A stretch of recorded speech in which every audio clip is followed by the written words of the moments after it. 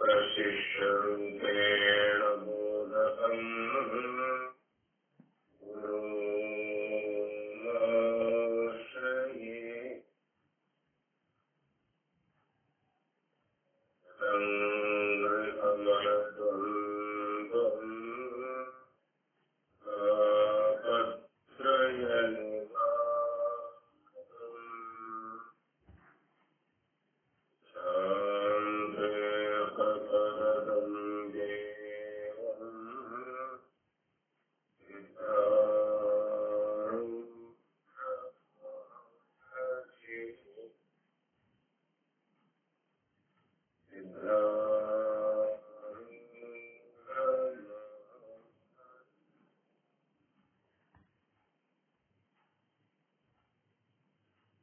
स्मरणीय अद्वैत सार्वभौम चक्रवर्ती ಜಗದ್ವನ್ಯ ಜಗದ್ಗುರು ಶ್ರೀ ಸಿದ್ಧಾರೂಢರನ್ನು ಎಲ್ಲ ಹೃದಯ ಮಂದಿರದಲ್ಲಿ ಸ್ಥಾಪಿಸಿಕೊಂಡು ಸ್ವರೂಪಿಗಳೇ ಆದ ಪರಮ ಪಾವನ ಮೂರ್ತಿ ಸದ್ಗುರುಗಳ ಚಿನ್ಮಯ ಪಾದಾರವಿಂದಗಳಲ್ಲಿ ಹಳೆಬೆಳೆದು ಅಂತಕರ್ತರು ಕಾರ್ಯಕ್ಕೆ ಕಾರಣೀಭೂತರು ಆದ ಶ್ರೀ ರಾಮದೇವ ಮಹಾತ್ಮರ ಕೈದಾವರಗಳಿಗೂ ಕೂಡ ಅಭಿವಂದಿಸಿ ಪ್ರಸ್ತುತ ಗ್ರಂಥವನ್ನು ಮರಾಠಿ ಭಾಷೆಗೆ ಅನುವಾದಿಸಿದ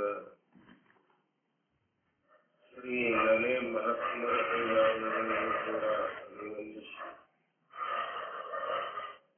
ನಮ್ಮೆಲ್ಲರ ಸದುಹೃದಯದಲ್ಲಿ ಸದಾ ಕಾಲವಾಗಿ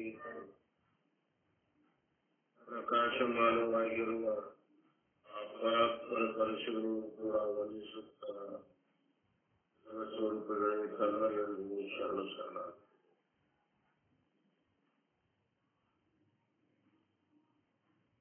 ಇಂದಿನ ದಿವಸ ಈ ಹಿಂದೆ ಹೇಳಲ್ಪಟ್ಟಂತ ಏನು ದೃಷ್ಟಾಂತ ಇತ್ತು ಸ್ವದೇಶಕ್ಕೆ ಹೋಗವಹಿಸತಕ್ಕಂತಹ ಆ ಪುರುಷನ ದೃಷ್ಟಾಂತ, ಆ ದೃಷ್ಟಾಂತದ ಸಿದ್ಧಾಂತದಲ್ಲಿ ಬರ್ತಕ್ಕಂತಹ ಕೆಲವೊಂದು ಶಬ್ದಗಳ ಆವರಣ ಭಂಗವನ್ನು ನಾವು ಮಾಡಿಕೊಂಡು ಬಂದೆವು. ದೃಷ್ಟಾಂತ ಏನು ಅನ್ನುವಂಥದ್ದು ತಮ್ಮೆಲ್ಲರಿಗೂ ಚೆನ್ನಾಗಿ ಗೊತ್ತು. ಪ್ರಸಂಗದಲ್ಲಿ ಸ್ವದೇಶಕ್ಕೆ ಹೋಗಬೇಕು ಅನ್ನುವಂಥ ಅಪೇಕ್ಷೆಯಿಂದ ಬಂದಂತ ಆ ಪುರುಷನು ಮಾರ್ಗ ಮಧ್ಯದಲ್ಲಿ ಮಳೆ ಬಂದದ್ದು ಅಥವಾ ಆ ಮಳೆಯನ್ನು ನೋಡಿ ಅದನ್ನು ರಾಟಲು ತಾನು ಅಸಮರ್ಥನೆಂಬ ಭಯದಿಂದ ದಂಡೆ ಮೇಲೆ ಕೂತಂತಹ ಒಬ್ಬ ಕ್ರೂರನನ್ನು ಕಂಡಾಗ ಆತ ಈ ಸ್ವದೇಶಕ್ಕೆ ಹೋಗಬಯಸುವಂತಹ ಪುರುಷನನ್ನು ಕುರಿತು ಏನ್ ಹೇಳ್ಕೊಂಡು ಬಂದ ಅಂತಂದ್ರೆ, ಅಪ್ಪ ನೀನು ಒಂದು ವೇಳೆ ಆಚೆ ದಂಡಿಗೆ ಹೋಗಬೇಕಂತ ನಿಶ್ಚಯಿಸಿದ್ದಾದರೆ ನಾನು ನಿನ್ನನ್ನು ಆಚೆ ದಂಡೆಗೆ ತಲುಪಿಸಬಲ್ಲೆ. ಆದರೆ ನೀನು ನನ್ನ ಹೆಗಲ ಮೇಲೆ ಕೂಡಬೇಕು, ನಾನು ನಿನ್ನನ್ನು ಆಚೆ ಒಯ್ದು ಬಿಡ್ತೇನೆ ಅಂತ ಆತ ಹೇಳಲ್ಲ. ಆತನ ಮಾತಿನ ಮೇಲೆ ಪ್ರಸ್ತುತ ಸ್ವದೇಶಕ್ಕೆ ಹೋಗಬೇಕು ಅನ್ನುವಂಥ ಅಪೇಕ್ಷೆಗಳ ಪುರುಷನಿಗೆ ನಂಬಿಕೆ ಇರಲಿಲ್ಲ. ಕಾರಣ ಆತನ ಅಂಧತ್ವ. ಎರಡನೇದಾಗಿ ಮತ್ತೊಬ್ಬಾತ ಆತನನ್ನು ಕುರಿತು ಹೇಳ, ನೀವು ಯಾರ ಸಹಾಯವನ್ನು ಪಡೆಯಬೇಕಾಗಿಲ್ಲ, ನಾನು ಹೇಳಿದಂತೆ ನೀವು ಓದೋದಾದರೆ ನೀವು ಸುಗಮವಾಗಿ ಆಚೆ ದಾಟಿಯನ್ನು ಕಲಿಸಬಹುದು ಅಂತ ಹೇಳಿದ.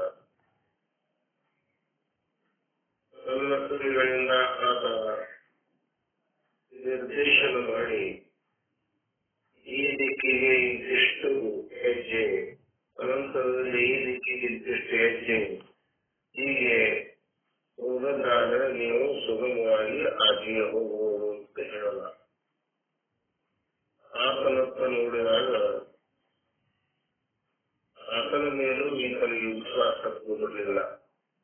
ಏಕೆ ಅಂತ ಹೇಳಿದಾದರೆ ಆತ ಕಣ್ಣಿನಿಂದ ಏನೋ ಚೆನ್ನಾಗೇ ಇದ್ದಾನೆ, ಆದರೆ ಆತ ಯಾವ ಉಂಟ ಆತ ಎಲ್ಲೂ ಆ ನದಿಯನ್ನ ದಾಟೇ ಇಲ್ಲ. ದಾಟಿದವರನ್ನು ಮಾತ್ರ ನೋಡಿದ್ದಾನೆ.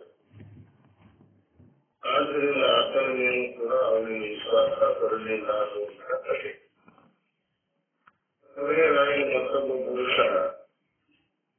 ಕಣ್ಣುಗಳಿಂದಲೂ ಕಾಲದಿಂದಲೂ ಮತ್ತು ತನ್ನ ಶರೀರದಿಂದಲೂ ಹುಷ್ಟಪುಷ್ಟನಾದಂಥವ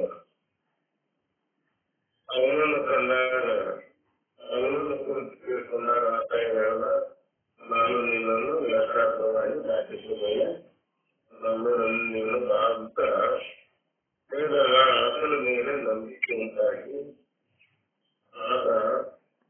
ಆತನೊಡನೆ ಸಂಗಮನವನ್ನು ಮಾಡಿ ಯಾವ ದಾಳಿಯನ್ನು ಮುಟ್ಟಬೇಕಾಗಿತ್ತೋ ಅದನ್ನು ಮುಟ್ಟಿ ಅನಂತರದಲ್ಲಿ ತನ್ನ ಊರಿಗೆ ಆತ ಸುರಕ್ಷಿತವಾಗಿ ಹೋದ ಅನ್ನುವಂಥ ಮಾತ ದೃಷ್ಟಾಂತದಲ್ಲಿ ಬಂದರು. ಅಸಲಿ ಏನು ಈ ದೃಷ್ಟಾಂತವನ್ನು ಕೊಡಲಿಕ್ಕೆ ಕಾರಣ ಏನು ಅಂದ್ರೆ ಅದಕ್ಕೆ ಕಾರಣ ಎರಡದ. ಏನು ಕಾರಣ ಅಂದ್ರೆ ಗುರುಗಳಾದಂಥವರು ಯಾರು ಇರುವರೋ ಅವರಲ್ಲಿ ಪ್ರಮುಖವಾಗಿ ಎರಡು ಗುಣಗಳು ಅವಶ್ಯವಾಗಿ ಇರಲೇಬೇಕು ಅನ್ನುವಂಥ ಮಾತನ್ನ ಈ ದೃಷ್ಟಾಂತದಿಂದ ಸ್ಪಷ್ಟಪಡಿಸ್ತಾರೆ. ಅದಕ್ಕೆ ಪ್ರಥಮವಾಗಿ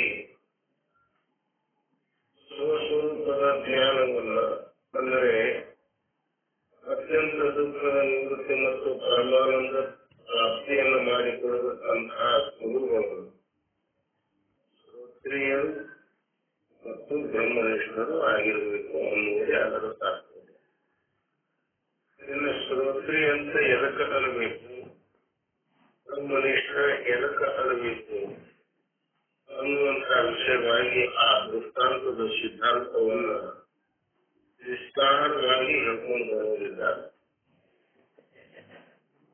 ಆ ಒಂದೊಂದೇ ಶಬ್ದದ ಅರ್ಥವನ್ನು ನಾವು ನೋಡೋಣ. ಆ ಸಿದ್ಧಾಂತದಲ್ಲಿ ಅನೇಕ ಶಬ್ದಗಳು ಒಂದು. ಆ ಶಬ್ದಗಳ ಆವರಣ ಭಂಗವನ್ನು ನಾವು ದೀಕ್ಷೆ ಮಾಡ್ಕೊಂಡು ಬಂದಿದ್ದೇವೆ. ಅವುಗಳ ಅವಶ್ಯಕತೆ ಏನು ಅನ್ನುವುದನ್ನು ಸಿದ್ಧಾಂತ ತಿಳಿಯುವಾಗ ಆ ಶಬ್ದಗಳ ಆವರಣ ಭಂಗ ಆಗುವುದು ಅಷ್ಟೇ ಮಹತ್ವದ್ದು ಅನ್ನುವಂಥ ಮಾತ ನಮ್ಮ ಗಮನಕ್ಕೆ ಬರ್ತಾ ಇದೆ. ಈಗ ತತ್ಪೂರ್ವದಲ್ಲಿ ಆ ಸಿದ್ಧಾಂತವನ್ನು ಯಥಾರ್ಥವಾಗಿ ಸವಿಸ್ತಾರವಾಗಿ ತಿಳಿಯುವ ಪೂರ್ವದಲ್ಲಿ ಹಿಂದಿನ ದಿವಸ ನಾವು ಹೇಳ್ಕೊಂಡು ಬಂದಂತ, ಯಾಕಂದ್ರೆ ಅದು ಅಷ್ಟೊಂದು ಸುಲಭವಾಗಿ ತಿಳಿತಕ್ಕಂಥದ್ದಲ್ಲ, ಲಕ್ಷ್ಯ ಇರಬೇಕು ಅಂದ್ರೆ ತಿಳಿತದೆ. ಅಂತಃಕರಣ ವಿಷಯ ವರ್ತನೆ ವಾಲ ಚೇತನ ಮಾತ್ರ ಸಾಕ್ಷಿಕರಿಯ ಇದು ಅದರಲ್ಲಿ ನಿರ್ದಿಷ್ಟವಾದಂತಹ ಲಕ್ಷಣ, ಎಲ್ಲರಿಗೂ ಸಾಕ್ಷಿ ಇದು. ಈಗ ಅಂತಃಕರಣ ಅಂತ ಅದ, ಎಲ್ಲದ ಅಂತಃಕರಣ? ನಾನು ಹೇಳ್ತಕ್ಕಂಥ ಪ್ರಶ್ನೆಗೆ ಉತ್ತರ ಕೊಡ್ರಿ ಅಂದ್ರೆ ನೀವು ತಿಳಿದು ಅಂತ ನಾ ತಿಳ್ಕೊತೀನಿ. ಅಂತಃಕರಣ ಯಾರು ತಿಳ್ಬೇಕು?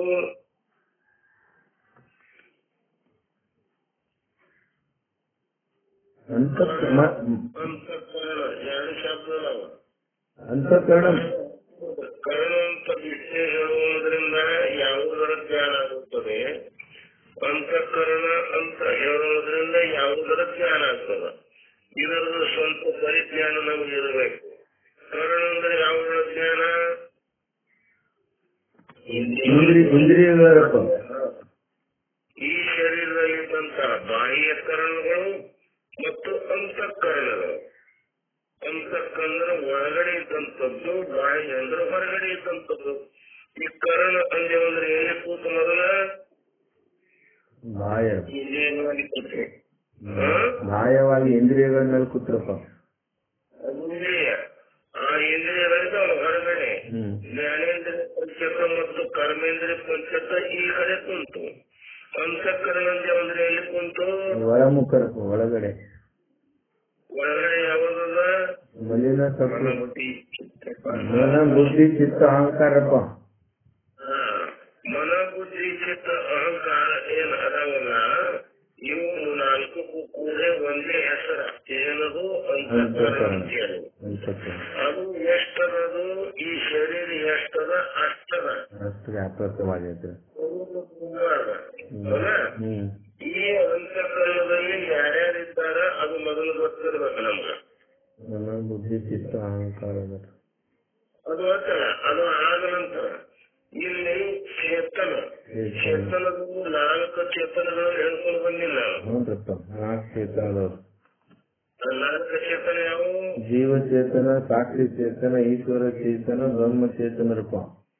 ಬರೋಬ್ಬರಿ ಹೇಳಿದ್ರೆ ಈಗ ಆ ಅಂತಃಕರಣದಲ್ಲಿ ಯಾರ್ಯಾರಿದ್ದಾರ? ಯಾವ 2 ಚೇತನಗಳಿರ್ತಾವ? ಅಂತಃಕರಣದಲ್ಲಿ 2 ಚೇತನ, ಆಭಾಸ ಮತ್ತು ಚೇತನ ಅಂತಃಕರಣದಲ್ಲದವರಪ್ಪ. ಆಭಾಸ ಅಂದ್ರೇನೆ ಜೀವ. ಆಭಾಸ ಅಂದ್ರೆ ಜೀವ, ಅಪುಸಸ್ಥ ಅಥವಾ ಆತ್ಮ ಅಥವಾ ಅವನಿಗೆ ಸಾಕ್ಷಿ ಅಂತ. ಅಂದ್ರಪ್ಪ ತಾನು ಭಿನ್ನವಾಗಿ ಇರುಕೊಂಡು ಆ ಚೇತನದ ಜ್ಞಾನ ಮಾಡಿಕೊಡ್ತಂದ್ರ ಅದಕ್ಕೆ ಆ ಚೇತನ ಸಾಕ್ಷಿ ಅನ್ಬೇಕಪ್ಪ. ಚೇತನದ ಜ್ಞಾನ ಅಲ್ಲ, ಚೇತನಕ್ಕೆ ಸಾಕ್ಷಿ ಇರಪ್ಪ. ಅದಂದ್ರೆ ತಾನು ಅದಕ್ಕ ಇದು ಉಪಾಧಿ ಯಾವ್ದಕ್ಕಂತಾರ, ವಿಶೇಷಣೆ ಯಾವ್ದಕ್ಕಂತಾರ ಅಂತ ನಾವು ಹೇಳಿದೇವಲ್ಲ. ಒಂದೇ ಅಂತಃಕರಣ, ಆ ಅಂತಃಕರಣದಲ್ಲಿ ಇಬ್ಬರಿದ್ದಾರೆ. ಯಾರಿದ್ದಾರ? ಒಂದು ಆಭಾಸದ, ಒಂದು ಅದಕ್ಕೆ ಬಿಂಬದ. ಅಂದ್ರೆ ಒಂದು ಬಿಂಬನೂ ಅದ, ಪ್ರತಿಬಿಂಬನೂ ಅದ. ಪ್ರತಿಬಿಂಬ ಯಾವ್ದು? ಆ ಚೇತನದೇ. ಆ ಚೇತನದ ಬಿಂಬ, ಆ ಚೇತನದ ಪ್ರತಿಬಿಂಬ. ಇವು 2 ಎಲ್ಲಿ ಅದಾವ ಅಂದ್ರೆ ಅವು ಅಂತಃಕರಣದಲ್ಲೇನೆ ಅದಾವ. ಒಂದು ವೇಳೆ ನಾವು ಅಂತಃಕರಣ ವಿಷಯ ವರ್ತನೆವಾದ ಚೇತನ ಅತಿ ಇಷ್ಟೇ ಅಂದೇವಂದ್ರೆ ಎಲ್ಲಿ ಕೂತು ಅಂತಃಕರಣದಲ್ಲಿ ಯಾರಿದ್ದಾರೆ? ಇಬ್ಬರಿದ್ದಾರೆ. ಇಬ್ಬರು ಅಂದ್ರೆ ಅದರೊಳಗೆ ಯಾರು? ಅದರೊಳಗೆ ಬಿಂಬರಿ.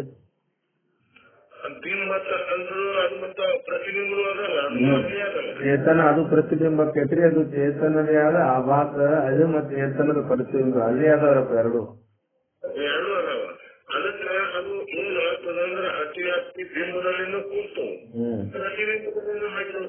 ಹೌದ್ರಿ. ಅಂತಃಕರಣದಲ್ಲಿ ಇಬ್ಬರು ಇದ್ದಾರೆ. ಅಂದ್ರೆ ಬಿಂಬನೂ ಅದ, ಪ್ರತಿಬಿಂಬನೂ ಅದ. ಮತ್ತೆ ಇದರಲ್ಲಿ ಯಾರು ಅಂತ ಹೇಳಿ ಪ್ರಶ್ನೆ ಬರ್ತದ. ಬರ್ತದ್ರಪ್ಪ, ಚೇತನದ ಪ್ರತಿಬಿಂಬ್ರಪ್ಪ. ಅಂದ್ಮೇಲೆ ಏನಾಯ್ತು? ಅದು ಅತಿವ್ಯಾಪ್ತಿ ದೋಷವನ್ನು ಕೊಡ್ತು. ಅದಕ್ಕೆ ನಾವು ಏನ್ ಮಾಡಿದೆವು? ಮತ್ತೊಂದು ಕಡೆಯಲ್ಲಿ ಹೋಗ್ತದೆ ನೋಡ್ರಿ. ಮತ್ತೊಂದು ಕಡೆ ಚೇತನ ಅಂಜೋದ್ರೆ ಚೇತನ ಅಂದ್ರೆ ಇಷ್ಟೇ ಅಂತ ಮಾತ್ರ ಶಬ್ದ ಮಾಡಿದ್ದೇವೆ. ಮಾತ್ರ ಇಡುವುದರಿಂದ ಮತ್ತೊಂದು ಕಡೆ ಹೋಯ್ತು. ಮತ್ತ ಬರೀ ಮಾತ್ರ ಚೇತನ ಮಾತ್ರ ಇಷ್ಟೇ ಅಂದೆವು. ಚೇತನ ಮಾತ್ರಕ್ಕೂ ಕೂತಸ್ಥ ಕೈ ಅಥವಾ ಸಾಕ್ಷಿ ಕೈ ಇಷ್ಟೇ ಅಂದೆವು ಅಂದ್ರೆ ಎಲ್ಲಿ ಹೋಗ್ತದ? ಅಲ್ಲ, ಹಂಗ ಅನ್ಬೇಡ್ರಿ, ಸ್ವಲ್ಪ ವಿಚಾರ ಮಾಡ್ರಿ. ಚೇತನ ಮಾತ್ರಕ್ಕೂ ಸಾಕ್ಷಿ ಕೈ ಇಷ್ಟಂದೆವು. ಮೊದಲ ಅಂತಃಕರಣ ವಿಷಯ ವರ್ತನೆವಾನ ಚೇತನ ಇಷ್ಟೇ ಅಂದೆವು. ಮತ್ತೇನಂದೆವು? ಚೇತನ ಮಾತ್ರಕ್ಕೂ ಸಾಕ್ಷಿ ಕೈ ಇಷ್ಟೇ ಅಂದೆವು. ಇದು ಎಲ್ಲಿ ಹೋಗ್ತದ?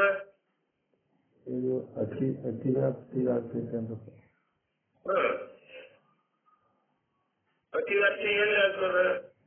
ಮಾತ್ರ ಬಂತಂದ್ರೆ ಅತಿವ್ಯಾಪ್ತಿ ಆಗ್ತದಪ್ಪ.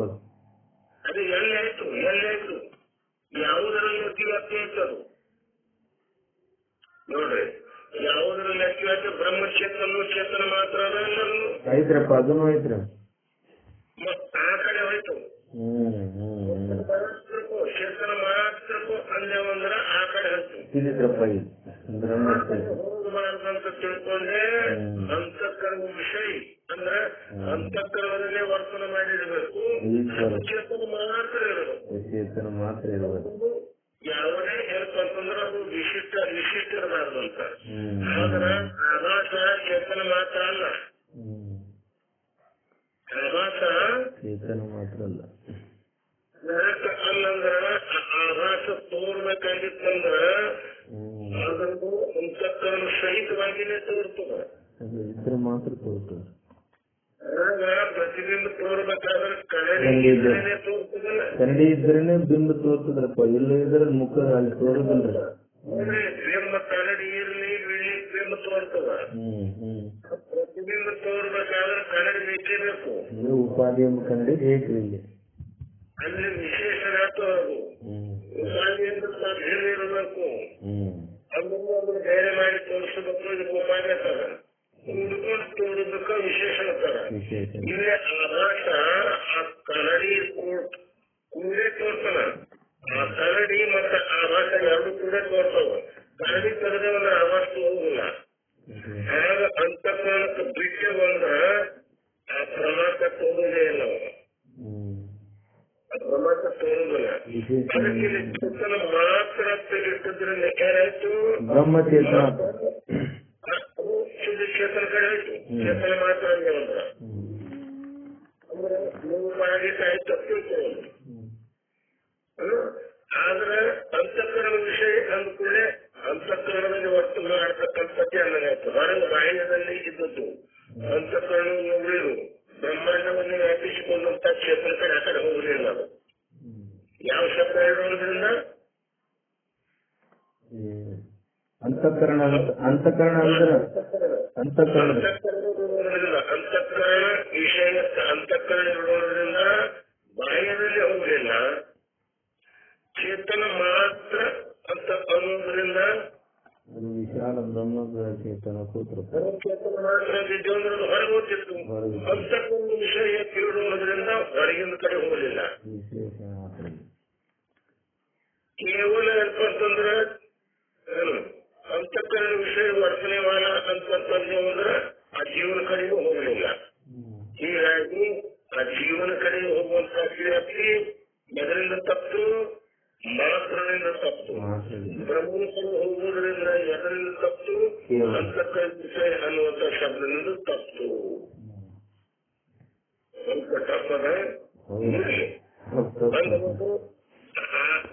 ಆ ಕಾರ್ಯದಲ್ಲಿ ಕರ್ಮದಲ್ಲಿ ಪ್ರವೇಶ ಆಗಲಾದ್ರೆ ಹೊರಗಿಸಿರ್ಬೇಕು.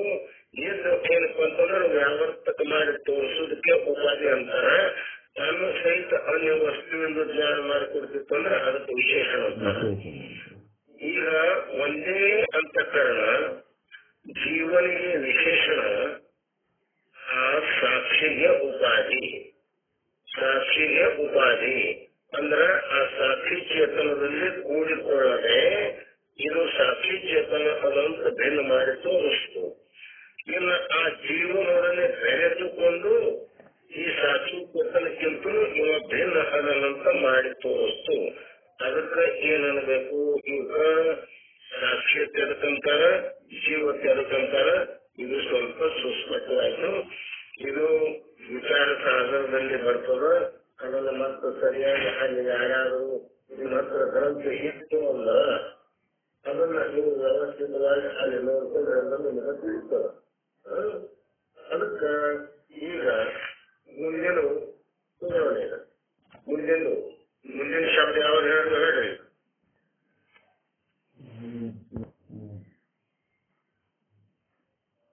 ದೇಶ ಕಾಲ ಐತಿಲ್ಲ, ಕಾಲ. ಆ ಕಾಲದಿಂದ ಅಂತಿಲ್ಲ. ಅಂದ್ರೇನು? ಮೂರು ಕಾಲದಲ್ಲಿ ಇರ್ತದ ಬ್ರಹ್ಮಾಂಡ. ಮತ್ತ ವಸ್ತು ಪರಿಚ್ಛೇದ ರಹಿತ. ಅಂದ್ರೆ ಇಂಥ ವಸ್ತುವಿನಲ್ಲಿ ಅದ, ಇಂಥ ವಸ್ತುವಿನಲ್ಲಿ ಇಲ್ಲ ಅಂತ ಈಗಿಲ್ಲ. ಈ ವಸ್ತುವಿನಲ್ಲಿ ಅದ, ಈ ವಸ್ತುವಿನಲ್ಲಿ ಇಲ್ಲ. ನಮ್ಮ ಶರೀರದಲ್ಲಿ ಅದ, ಕಲ್ಲಿನೊಳಗಿಲ್ಲ, ಮರದೊಳಗಿಲ್ಲ, ಕೆಳಗಟ್ಟಿ ಒಳಗಿಲ್ಲ. ಹೀಗಲ್ಲ. ಕಲ್ಲಿನೂ ಅದ, ಕಾಷ್ಟದಲ್ಲಿನೂ ಅದ, ನಮ್ಮ ಶರೀರದಲ್ಲಿನೂ ಅದ, ಒಂದು ಏರಿ ಶರೀರದಲ್ಲಿನೂ ಅದ, ಅತಿ ಸ್ಥೂಲ ಗಾತ್ರವಾದಂತ ಆಣಿ ಶರೀರದಲ್ಲಿನೂ ಅದ. ಅಂದ್ರೆ ಎಲ್ಲ ಕಡೆ ಇದ್ದದಕ್ಕೆ ಇದಕ್ಕೆ ಏನಬೇಕು? ವಸ್ತು ಪರಿಚ್ಛೇದ ರಹಿತರಬೇಕು. ವಸ್ತುವಿನಿಂದ ಅದರ ಸೀಮ ಇಲ್ಲ. ಆಯ್ತು. ದೇಶ ಕಾಲ ವಸ್ತು ಪರಿಚ್ಛೇದ ರಹಿತಕ್ಕೂ ಏನಾಗ್ಬೇಕು ಅದಕ್ಕೆ ಅನಂತರಪ್ಪ. ಅದಕ್ಕೆ ವ್ಯಾಪಕ ಅನ್ಬೇಕು. ವ್ಯಾಪಕ ಸ್ವತಂತ್ರ ಒಂದೇ, ಅನಂತಂದ್ರ ಒಂದೇ. ಸೀಮೆ ಇಲ್ಲದ್ದು ಅಂದ್ರು ಒಂದೇ, ವ್ಯಾಪಿಸಿಕೊಂಡದ್ದು ಎಲ್ಲ ಕಡೆ ಅಂದ್ರು ಒಂದೇ.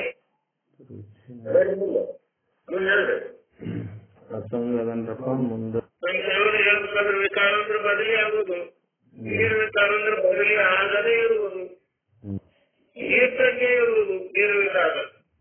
ಅದು ಹೇಗಾದ ಹಾಗೆ ಇರುವುದು ಯಾವತ್ತು. ವಿಕಾರ ಅಂತಂದ್ರೆ ಅದು ಇದ್ದದ್ದು ಪರಿವರ್ತನೆ ಹೊಂದೋದು.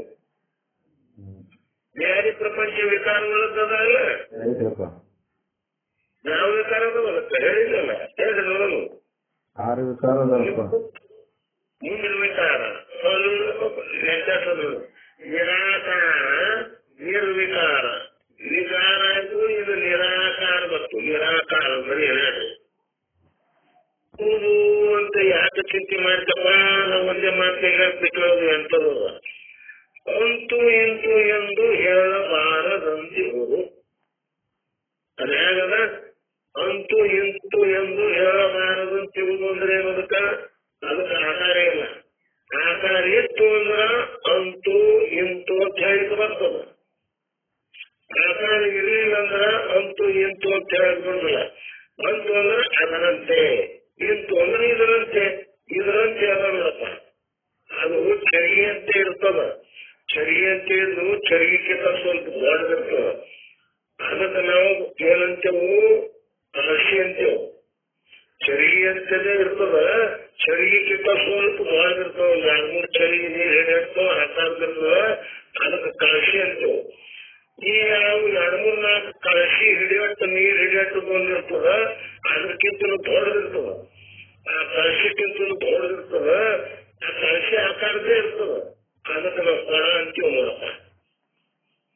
ನೀವು 4-5 ಕೊಡ ನೀರು ಹಿಡಿಯುವಂತದ್ದಿರ್ತದ. ಆದ್ರೆ ಅದ್ರದ್ದು ಹಚ್ಚಿ ಕೊಡ ದೊಡ್ಡದಿರ್ತದ. ಬಾಯಿ ಕೊಡ ಹಾಕಿರೋದು ಅದರಲ್ಲಿರ್ತದ. ಅದಕ್ಕೆ ನಾವು ಹರಿವೆ ಅಂತೀವಿ ನೋಡಪ್ಪ. ಈಗ ಅದರ ಆಕಾರ ಮೇಲಿಂದ ಅವಕ್ಕೆ ಹೇಳಿದ್ರು ನಾವು ಚರಿ ಯಾವುದು, ಕಳಶಿ ಯಾವುದು, ಆನಂತರ ಕೊಡ ಯಾವುದು, ಆನಂತರ ಹರಿವೆ ಯಾವುದು, ಆನಂತರ ರಂಜಣಿಗಂತ ಬರ್ತದೆ. ಅದು ಎಲ್ಲ ಮಳಿವೆ. ರಂಜಣಿಗೆ ಅಂದ್ರೆ ಅದರ ಆಕಾರ ಮೇಲೆ ಪೂರ್ಣ ಬಾಯಿ ಆಗಲ್ಲ, ಅದು ದುಮ್ಮು ಹಾಕಿಲ್ಲ, ಅದು ಸಪಾಟಿರ್ತದಿಲ್ಲ. ಧಾರಾಳ ಸಾಕು ತಳದ ಹತ್ತಿ ಯಾರ ಬಂದಾಗ ಆಗಲ್ಲ. ಅದು ರಂಜಣಿಗೆ ಅಂತ ಅದು ನೋಡಿರಲಿಲ್ಲ. ನೀವು ನಾವು ನೋಡಿದ್ವಿ. ರಂಜಣಿಗೆ ಅಂತ ಕತ್ತಿದ್ರು ಹಿಂದಕ್ಕೆ. ಈಗೆಲ್ಲ ಹೋಗ್ಯಾವಲ್ಲ. ಈ ಮನೆಯೊಳಗೆ ಬ್ಯಾರನ್ಗಳು ಅಂತ ಬಂದಾವು. ಪ್ಲಾಸ್ಟಿಕ್ ಆಗಲಿ ಈ ಪ್ಲಾಸ್ಟಿಕ್ ಬಂದಾವ. ಮೊದಲು ಬ್ಯಾರನ್ ಏನಪ್ಪಂತಂದ್ರ ಅವು ಕಬ್ಬು ಇರ್ತಿದ್ವು. ಈಗ ಆಯಾ ವಸ್ತುವ ಆಕಾರದ ಮೇಲಿಂದ ಅದನ್ನು ಗುರುತು ಹಿಡಿತೇವಲ್ಲ. ಆದ್ರೆ ಆ ಚೇತನ ಅನ್ನುವಂಥದ್ದು, ಆತ್ಮ ಅನ್ನುವಂಥದ್ದು, ಬ್ರಹ್ಮ ಅನ್ನುವಂಥದ್ದು ಅದು ಹೇಗದ ನಿರಾಕಾರ ಆಕಾರ ಇಲ್ಲದಕ್ಕ ಮುಂದ ಅವತ್ತು ಯಾವುದೂ ಅಲ್ಲ. ಮುಂದ ಹೊರಟಿದೆಲ್ಲ. ಮತ್ತೆ ಏನು ಪ್ರಯೋಜನದ ಯಾರಿಗೆ ತಿಳಿಸಿಕೊಳ್ಬೇಕಂತ ಹೊರಟಿರಿ ಅವ ತಿಳಿಸಿಕೊಳ್ಳುವವನೇ ಅಲ್ಲ ಅನ್ನುವಾಗ ಮತ್ತೆ ಯಾಕಿದು ಪ್ರಯತ್ನ ಅಂತ ಮತ್ತೆ ಪ್ರಶ್ನೆ ಬರ್ತದ. ಈ ಮಾತನ್ನ ಅಲ್ಲಿ ಸಾಗರದಲ್ಲಿ ವಿಸ್ತಾರವಾಗಿ ಹೇಳ್ಕೊಂಡು ಬಂದಾಗ ನೀವು ಯಾವನು ತಿಳಿಸಿಕೊಳ್ಳಲಿಕ್ಕೆ ಯೋಗ್ಯವಿಲ್ಲವೋ ಅಂಥವನನ್ನು ತಿಳಿಯಲಿಕ್ಕೆ ಹೊರಟಿದಂದ್ರೆ ನಾವು ಯಾಕೆ ಹುಚ್ಚಿರ್ರಿ ಉತ್ತರ ಸಾಗರ. ಅದಕ್ಕೆ ಆಗಲ್ಲಪ್ಪ. ಅಲ್ಲಿ ಏನದ ಅವನ ಸ್ವರೂಪ ಆಗ್ಲಕ್ ಹೋಗುವುದಿಲ್ಲ. ನಾವು ಅವನು ತಿಳ್ಕೊಳಕ್ ಹೋದವನು ಅದನ್ನೇ ಆಗಿಬಿಡುದು. ತಿಳಿಯಪ್ಪ ಅವನೇ ಆಗ್ಬಿಟ್ಟಂತಾರ ಅವರು. ಆಗ ಕಬೀರದಾಸ ಬಹಳ ಸುಂದರವಾಗಿ ಹೇಳ್ಕೊಂಡ್ ಬಂದ ಈ ಮಾತನ್ನ. ಏನು ಹೇಗ ಅಂತಂದ್ರ लाली मेरे लाल की चित देखूं चित लाल लाली देखन मई गई मई भी हो गई लाल. ಅಂದ್ರೆ ಮೇರೆ ಲಾಲ್ ಕಿ ಲಾಲಿ ಅಂದ್ರೆ ಅಂತ ಏನದಲ್ಲ ನನಗೆ ಅಂದ್ರೆ ಅದೊಂದು ಮತ್ತ ಸ್ವಲ್ಪ ಸೂಕ್ಷ್ಮದ ಆ ವಿಷಯ ಸ್ವಲ್ಪ ಹೇಳೋದ್ರಿಂದ ತಿಳಿತದ ಏನೋ ನೋಡ್ರಿ ಗುರುಗಳ ಹೀಗನಬೇಡ್ರಿ. ನಾನು ಬ್ರಹ್ಮತ್ವ ಅಲ್ಲ ಹೋಗ್ಬೇಡ್ರಿ. ನನಗೆ ಅಧಿಷ್ಠಾನವಾದಂತ ಚೇತನ ಅದು ಬ್ರಹ್ಮತ್ತಿಷ್ಟೇ ಅನ್ರಿ. ನೀವು ನಾನೇ ಬ್ರಹ್ಮ ಎಂದಾಗ್ತೀನಿ. ನನಗೆ ಅಧಿಷ್ಠಾನವಾದಂತ ಚೇತನ ಏನು ಉಂಟೋ ಅದು ಬ್ರಹ್ಮ ಸ್ವರೂಪದ ಅದು ಕೂತಸ್ತದ ಸಿಗಲ್ರಿ. ನಾ ಬ್ಯಾರೆ ಅವ ಬ್ಯಾರೆ. ನಾ ಜೀವಪ್ಪನೇ ಅವೇನ್ ತಿಳ್ಕೊತಾನ ಅವ ತಿಳಿದಿಲ್ಲ. ನಾ ತಿಳಿತೀನಿ. ನೀವೇ ಹೇಳಿರಿ. ನೀವೇ ಹೇಳಿದ ಬಳಕ ತಿಳಿಯವ ತಿಳಿಸ್ಕೊಳವ ಅವ ಅಲ್ಲೊಂದು ಬಳಕ ನನ್ನಂಗೆ ನಾ ಹೆಂಗಾಗ್ತೀನಿ ನಾ ತಿಳಿಯೋಲ್ಲ. ಈಗ ಪ್ರಶ್ನೆಗಳು ಉದ್ಭವ ಆಗ್ತಾವ. ಅದಕ್ಕೆ ಆ ಪ್ರಶ್ನೆಗಳನ್ನು ಬಿಡಿಸ್ಬೇಕಲ್ಲ, ಅವನ ತಲೆ ಬಿಡಿಸ್ಬೇಕಲ್ಲ. ಅದಕ್ಕೆ ಕವಿರ ಹೇಳಿದ್ರು ಮೇರೆ ಲಾಲಕಿ ಲಾಲಿ ಅಂದ್ರೆ ನನ್ನ ಸ್ವರೂಪವಾದಂತ ಆ ಪರಮಾತ್ಮನ ಲಾಲಿ ಅಂದ್ರ ಆ ಕೆಂಪು ಬಣ್ಣದ ಲಾಲಿ ಅಂತಾರ. ಆ ಕೆಂಪತ್ವ ಒಂದು ಬೇರೆ, ಕೆಂಪು ಬೇರೆ. ಕೆಂಪತ್ವ ಅದೊಂದು ಭಾವ. ಆ ಕೆಂಪತ್ವಕ್ಕೆ ಲಾಲಿ ಅಂತಾರ. ಲಾಲ್ ಅಂದ ಕೂಡ ಅದು ಬಣ್ಣ ಆಯ್ತು, ಅದು ವಿಶೇಷಣ ಆಯ್ತು. ಆ ಕೆಂಪತ್ವ ಅನ್ನೋದು ನಾಮಪದ ಆಯ್ತು.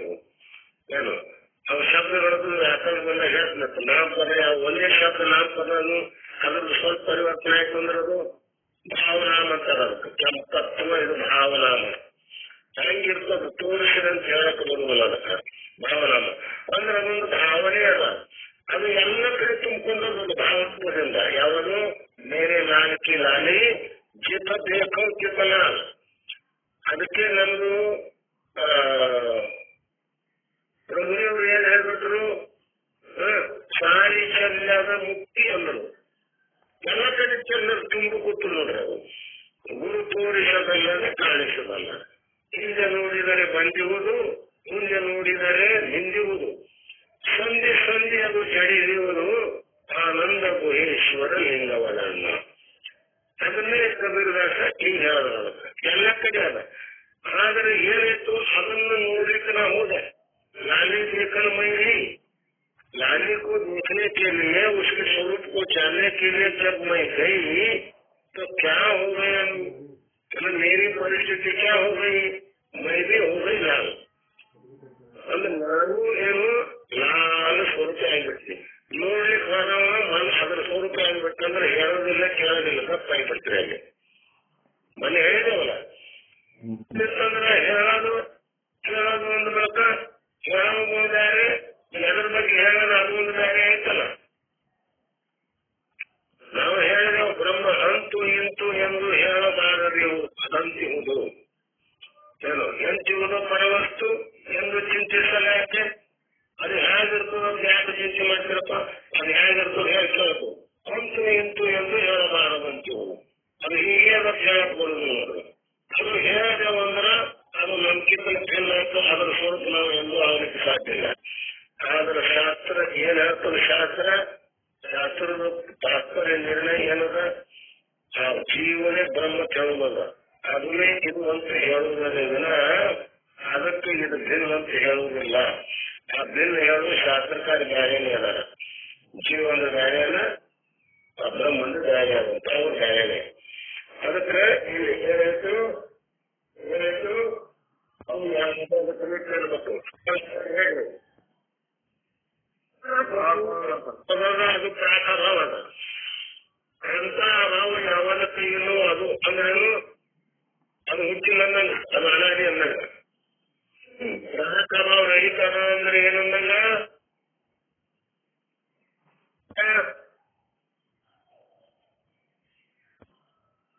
ಅಂದ್ರೆ ಅದಕ್ಕೆ ಹುಟ್ಟಿ ಇಲ್ಲ. ಯಾವದಕ್ಕೆ ಪ್ರಾಕಾರ ಅದ ಅದಕ್ಕೆ ಹುಟ್ಟಿರ್ತದ. ಘಟದ ಉತ್ಪತ್ತಿಕ್ಕಿಂತಲೂ ಪೂರ್ವದಲ್ಲಿ ಘಟದ್ದು ಏನದ, ಪ್ರಾಕಾರವದ. ಈ ನಮ್ಮ ದೇಹ ಹುಟ್ಟುವುದಕ್ಕಿಂತಲೂ ಪೂರ್ವದಲ್ಲಿ ಇದರದ್ದು ಪ್ರಾಕಾರಭಾವ ಇತ್ತು.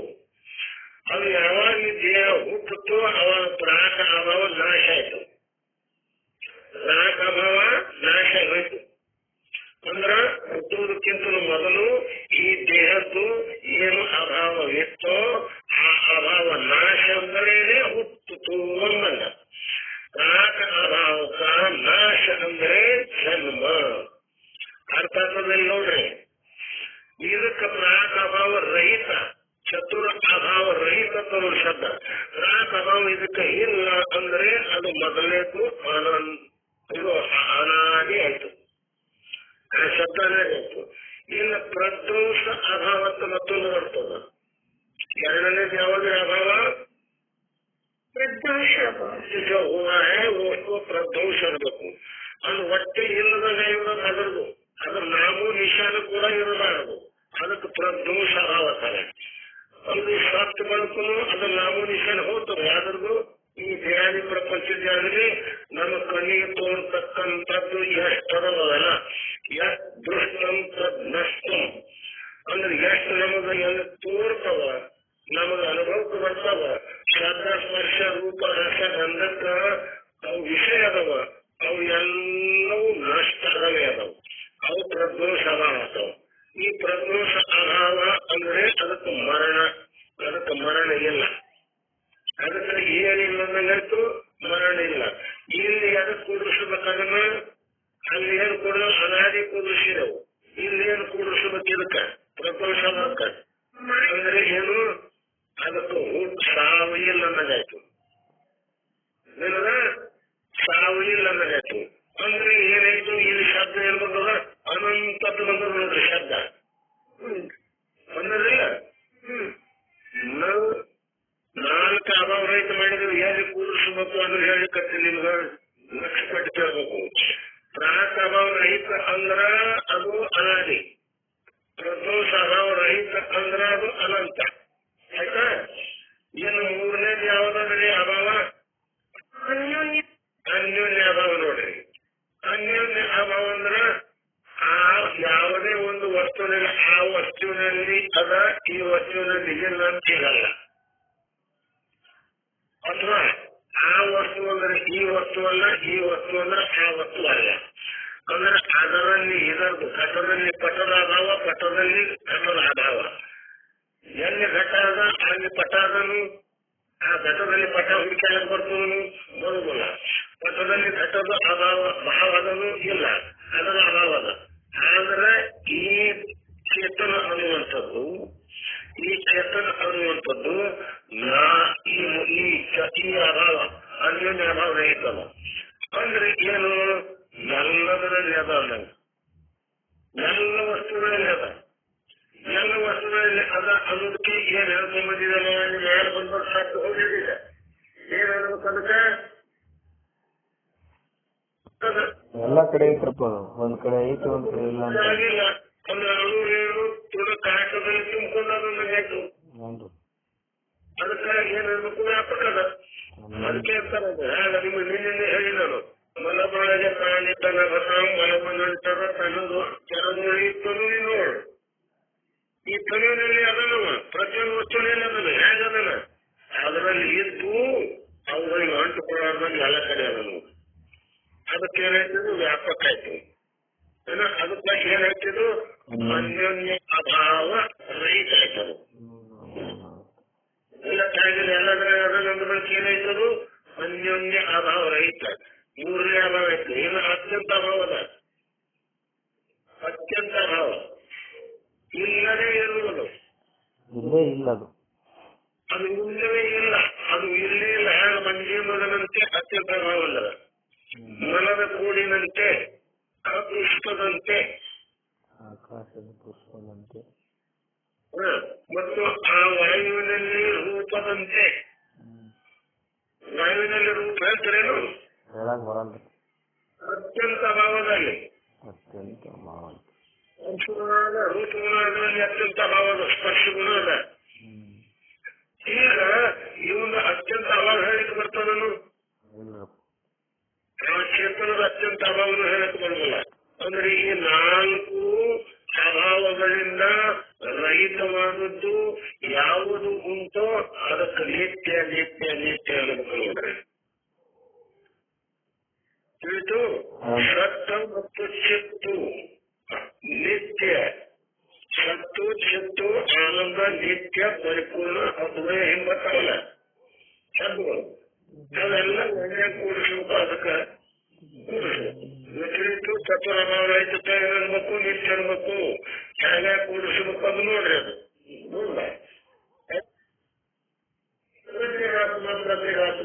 ಹಿಂದಿಂದ ಬರ್ತಲ್ಲ ಅದೇ ಬರ್ತಲ್ಲ ಮತ್ತೆ ತತ್ವ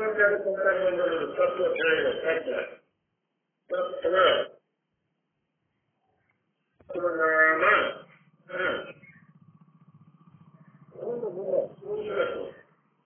ನಾವೇನಾದ್ರು ಕೂಡ ನಿಮಗೆ ನೆನಪುಕೊಂಡು ಮುಂದಿನ ಕೂಡಿಸಬೇಕಾಗುತ್ತೆ. ಸತ್ಯನಾಮ ಸತಿ ಈ ವಸ್ತು ಅಂದ್ರ ವಸ್ತು ಅಂದ ಕೂಡಲೇ ಎರಡರ್ಥ ಅದಕ್ಕೂ ತತ್ವಕ್ಕೂ ಎರಡರ್ಥ. ವಸ್ತು ಅಂದ್ರೆ ಯಾವಾಗಲೂ ಇರುತ್ತದೆಯೋ ಅದಕ್ಕ ವಸ್ತು ಅನ್ಬೇಕು, ಚೇತನೂ ಆಗ್ತದ. ವಸ್ತು ಅಂದ್ರ ಈ ಘಟಪಟಾದಿಗಳು ಅದಾವ, ದೇಹಾದಿ ಪ್ರಪಂಚನು ಇದನ್ನು ವಸ್ತುನೇ ಅದ. ಅದೇ ಪ್ರಕಾರವಾಗಿ ತತ್ವ ಅಂದ್ಕೂಡ ಪದಾರ್ಥ ಅದ. ಪದಾರ್ಥ ಅಂದ್ರ ಇವೆಲ್ಲ ಪದಾರ್ಥಗಳು ಕಣ್ಣಿಗೆ ತೋರ್ತಕ್ಕಂಥವು ಎಟ್ಟದ ಅವೆಲ್ಲ ಪದಾರ್ಥಗಳೇ. ಆ ಪದಕ್ಕೊಂದು ಅರ್ಥ ಕಟ್ಟ ಅನ್ನುವಂಥ ಪದ, ಆ ಪದಕ್ಕ ಅರ್ಥ ಅದು ಏನಪ್ಪ ಕಾಲಸ್ವರೂಪಿ ವಸ್ತು. ಚರಿಗೆ ಅನ್ನುವಂಥ 3 ಅಕ್ಷರದೊಂದು ಪದ, ಅದಕ್ಕೆ ಏನಪ್ಪಾ ಅಂದ್ರೆ ನೀರು ಕುಡಿಲಿಕ್ಕೆ ಉಪಯೋಗ ಮಾಡತಕ್ಕಂಥ ಒಂದು ಪದಾರ್ಥ, ಅದೊಂದು ಅರ್ಥ ವಿಷಯ. ಗ್ರಂಥ ಅನ್ನುವಂಥದ್ದು 2 ಅಕ್ಷರಗಳಿಂದ ಕೂಡಿದಂತ ಪದ. ಇದಕ್ಕ ನಮ್ಮಲ್ಲಿರ್ತಕ್ಕಂಥ ಆ ವಸ್ತು ಅನ್ನೋದನ್ನು ನೋಡ್ತೇವೆ ಕಣ್ಣಿಗೆ, ಅದು ಪದಾರ್ಥ. ಗ್ರಂಥ ಅನ್ನೋದು ಪದ, ನಾವು ಕಣ್ಣಿಗೆ ನೋಡೋದು ಅದು ಅರ್ಥ, ಕಿವಿಗೆ ಕೇಳೋದು ಪದ. ಗ್ರಂಥ ಅನ್ನೋದು ಕಿವಿಗೆ ಕೇಳಿದವು ಶಬ್ದ, ಅದಕ್ಕೆ ಪದ ಅನ್ನಬೇಕು. ಅದಕ್ಕೆ ವಿಷಯ ಯಾವಾಗದ ಅದಕ್ಕೆ ಅರ್ಥ ಅನ್ನಬೇಕು. ಪದಾರ್ಥ ಒಂದರ್ಥ. ಇದು ಪದಾರ್ಥ ಅಂದ ಕೂಡಲೇ ಅದು ಚೇತನಕ್ಕೂ ಪದಾರ್ಥನು ತಿಳ್ಕೊಂಬಂದ. ಈಗ 2 ಅರ್ಥದ ಆಯಾ ಸಂದರ್ಭದಲ್ಲಿ ಅದರ ಏನಪ್ಪ ಅಂತ ಅರ್ಥ ಮಾಡ್ಕೊತ ಹೋಗ್ಬೇಕು. ಯಾವ ಸಂದರ್ಭದಲ್ಲಿ ಅದರ ಅರ್ಥ ವ್ಯವಹಾರ ಮಾಡಿ ಪದಾರ್ಥಕ್ಕೆ ಅದಕ್ಕಂದರು ಅಡಿಗೆ ಪದಾರ್ಥಗಳು ಅಂದೆವು. ಅಲ್ಲಿ ಏನಪ್ಪ ಅಂದ್ರೆ ಬ್ರಹ್ಮನ್ ತಗೊಂಡು ನಡೆಯುವುದಿಲ್ಲ. ಅಲ್ಲಿ ಅಡಿಗೆ ಪದಾರ್ಥ ಅಡಿಗೆ ಮಾಡ್ಲಿಕ್ಕೆ ಏನೇನು ಸಾಹಿತ್ಯ ಇರಬೇಕು ಅದೆಲ್ಲ ಪದಾರ್ಥಗಳು ಏನು. ಈಗ ಆಯಾ ಸಂದರ್ಭದಲ್ಲಿ ಅವುಗಳ ಅರ್ಥವನ್ನು ಹಾಗೆ ಮಾಡಬೇಕು. ನಿಮ್ಗೆ ಗೊತ್ತಿರಬೇಕು, ಶೈಲವು ನಾಣಯ್ಯ ಒಂದು ಶಬ್ದ ಬಂತು ಅಲ್ಲಿ ವಾಕ್ಯ. ಅದು ಊಟಕ್ಕೊತ್ತಾಗ ಏನ್ ಅರ್ಥ ಮಾಡ್ಬೇಕು, ಉಪ್ಪು ಅಂತ ಮಾಡಬೇಕು. ಕೂಡಿ ಹೊರಟನ ಅವಾಗ ಶೈಲವನ್ನ ಆಣ ಅಂದ್ಕೂಡಲೇ ಕೂಡಿ ಅಂತ ಅರ್ಥ ಮಾಡ್ಬೇಕು ಅಂತ ನಿಮ್ಗೆ ಕಲ್ಕೊಂಡು ಬಂದಿರಿ. ಆಗ ಒಂದು ಪದಕ್ಕ ಅನೇಕ ಅರ್ಥಗಳಿರ್ತಾವೆ. ಆ ಅರ್ಥದ ಪ್ರಕಾರ ಅಂತಂದ್ರ ನಾವು ಮಾಡ್ಬೇಕು ಹೋಗ್ಬೇಕು. ಇದು ಒಂದೇ ಪದ 2, 3, 4 ಅರ್ಥ ಕೊಡ್ತಿತ್ತಂದ್ರೆ ಅದಕ್ಕೆ ಶ್ಲೇಷ ಅಂತಾರ. ಶ್ಲೇಷ ಅಲಂಕಾರ ಅಂತಾರ. ಅಲಂಕಾರ ಬಂದಾಗ ಮತ್ತೆ ಹೇಳೋದು, ಯಾಕ ಹಿಂದ್ ಕೇಳಿ ನಾನು ಜಗತ್ತು ಸುಜಾತಿ ಸುಲಕ್ಷಣ ಸುವರ್ಣ ಸರಸ ಸುವೃತ್ತ ಭೂಷಣ ದಿನ ನಹಿ ರಾಜಯಿ ಕವಿತಾ ಬಲಿತಾ ಮಿತ್ ಅಂತ ಹೇಳಿಲ್ಲ ನಿಮ್ಗೆ ಮನೆಗೆ ಆಯುಧದ. ಆಗ ಈ ಅಲಂಕಾರಿಕ ವರ್ಷ ಈಗ ಆದ ನಂತರ ದೇಹಕರೆ ಅಂತ ನಿಮ್ಗೆ ಗೊತ್ತಾವ 3 ದೇಹಗಳು. ಈ 3 ದೇಹಗಳ ಬಗ್ಗೆ ನೀವು ತಿಳ್ಕೊಂಡ್ ಬಂದರೆ 3 ದೇಹಗಳ ಯಾವ್ರಿಗೆ ಪಟ ಹೇಳ್ಬೇಡಿ. ಒಂದು ಏನನ್ನು ಪಂಚಕ್ಲೇಶಗಳು ಅಂದ್ರ ಮುಗಿತಲ್ಲ ಇಷ್ಟೆಲ್ಲ ಬರ್ತ ಅದು ಏನಲ್ಲ ಕೊನೆಗಾಗಿ ಸಚ್ಚಿದಾನಂದ ರೂಪ ಅಂತ ಹೇಳೋದು. ಸಚ್ಚಿದಾನಂದ ರೂಪ ಮತ್ತು ಸೂಕ್ಷ್ಮ ಕಾಮಕ್ರೋಧ ಮೋಹ ಶೋಕ ಭಯರಪರ ಮುಂದೆ ವಾಯುಭೂತದಿಂದ ಇರುತ್ತವರಪ್ಪ ಚಲನ ವಲನ ಧಾವನ ಆಕುಂಚನ ಪ್ರಸಾರಣ ಅದು. ಮುಂದೆ ಅಗ್ನಿಭೂತದಿಂದ ಇರುತ್ತವರಪ್ಪ ಕ್ಷುಲ ತೃಷ ನಿದ್ರಾ ಆಲಸ್ಯ ಕಾಂತಿಯಪರ. ಬರೋಬರಿ. ಮುಂದೆ ಇನ್ನು ಜಲದ ಭೂತದಿಂದ ಇರುತ್ತವರಪ್ಪ ಶುಕ್ಲ ಶೋಣಿತ ಲಾಲ ಮೂತ್ರ ಸ್ವೇದರಪ್ಪ. ಬರೋಬರಿ. ಮುಂದೆ ಪೃಥ್ವಿಯ ಭೂತದಿಂದ ಇರುತ್ತವರಪ್ಪ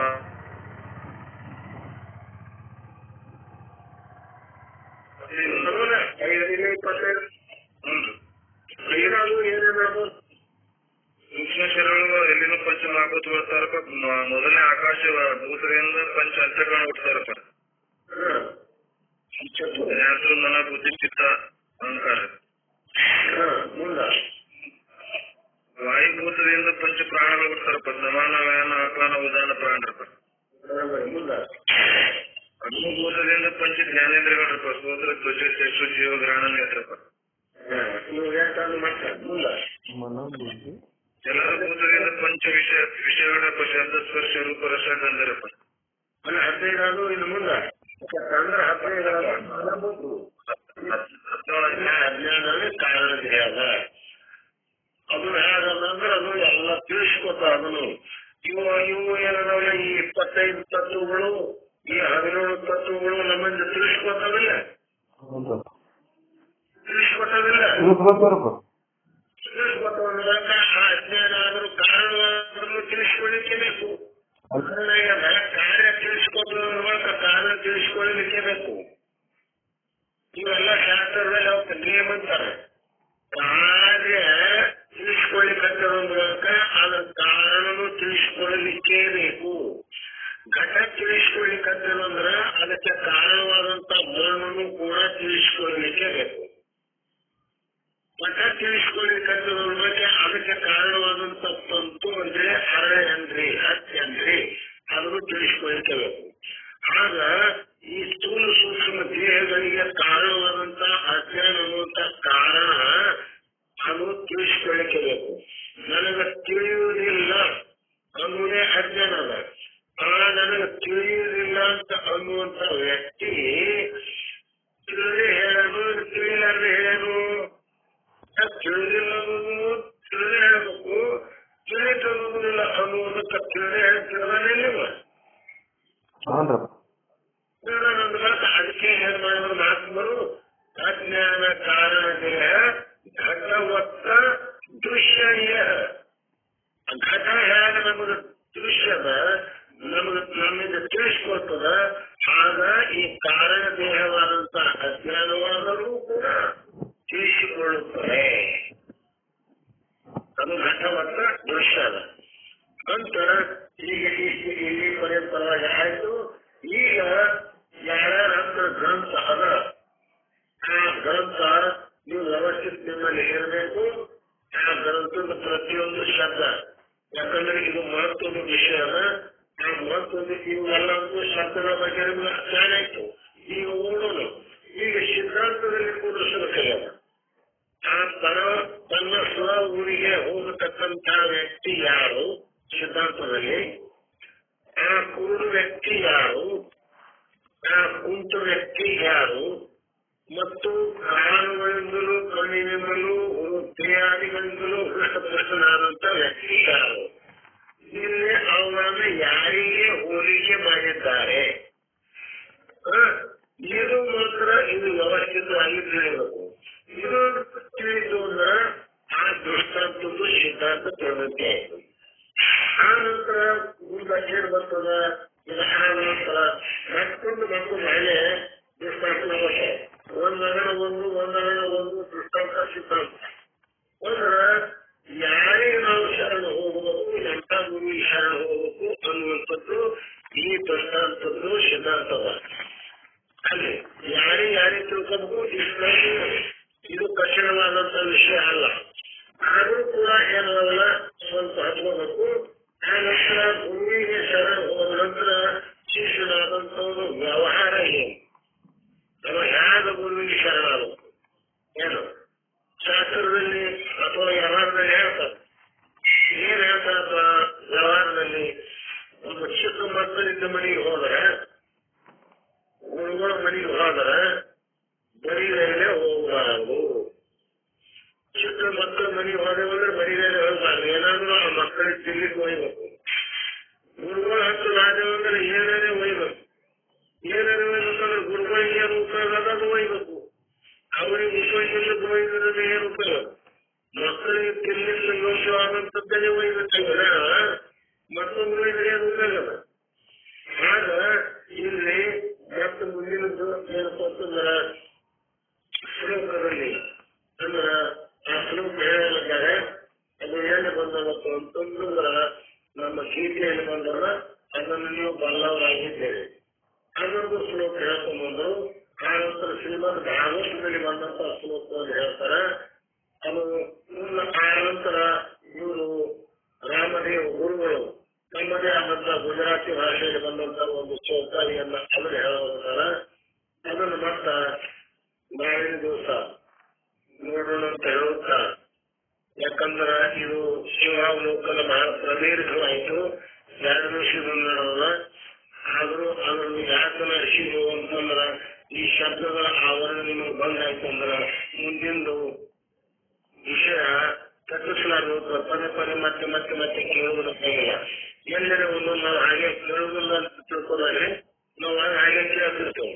ಇದು ಅಂದ್ರೆ ಏನು, ಇಲ್ಲಿ ಯಾಕೆ ಬಂತು, ಇದನ್ನ ಯಾಕೆ ಶಬ್ದ ಅಂತ ಕೇಳಿದಾಗ ನಿಮಗೆ ಹೇಳಿಕೆ ಬರ್ಬೇಕಲ್ಲ. ಸಮರ್ಥ ಶಿವಮೊಗ್ಗ ಹಾಡೋಣ.